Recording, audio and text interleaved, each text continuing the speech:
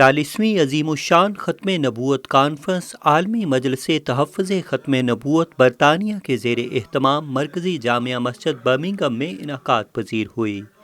جس کی صدارت سجادہ نشین خانقاہ سراجیہ نقشبندیہ مجددیہ کندیاں شریف میاں والی خواجہ خلیل احمد نے کی۔ اس موقع پر اکابر علماء کرام نے عقیدہ ختم نبوت، سیرت النبی صلی اللہ علیہ وآلہ وسلم، اوصاف و کمالات رسول صلی اللہ علیہ وآلہ وسلم پر تفصیلی روشنی ڈالی۔ کانفرنس کا باقاعدہ آغاز تلاوت کلام پاک اور نعت رسول مقبول صلی اللہ علیہ وآلہ وسلم سے کیا گیا۔ اس موقع پر رکن پاکستان قومی اسمبلی جمعیت علماء اسلام مولانا عبدالغفور حیدری، مولانا محمد عفان منصور پوری، امام عطاء اللہ خان، مولانا امداد الحسن نعمانی، مفتی خالد محمود،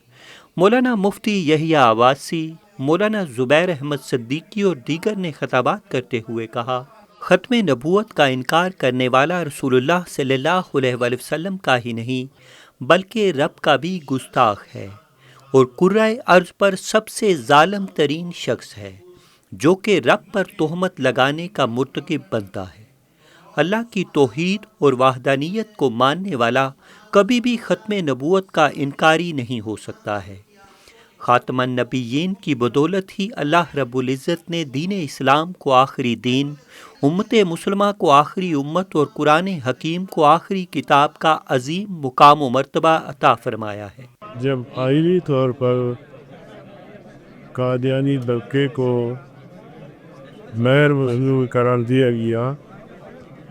اور دونوں ایوانوں نے اتفاق رائے سے یہ فیصلہ دیا،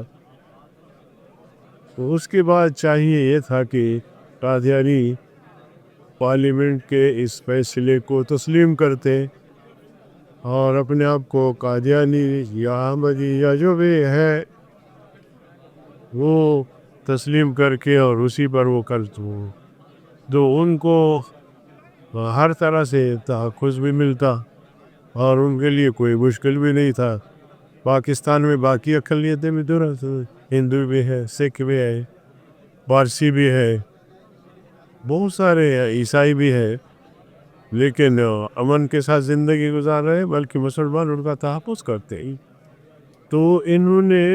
انکار کیا، انکار کی وجہ سے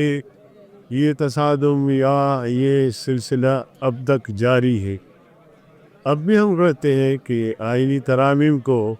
قادیانی مان لے، ان سے بڑا کوئی خبر نہیں،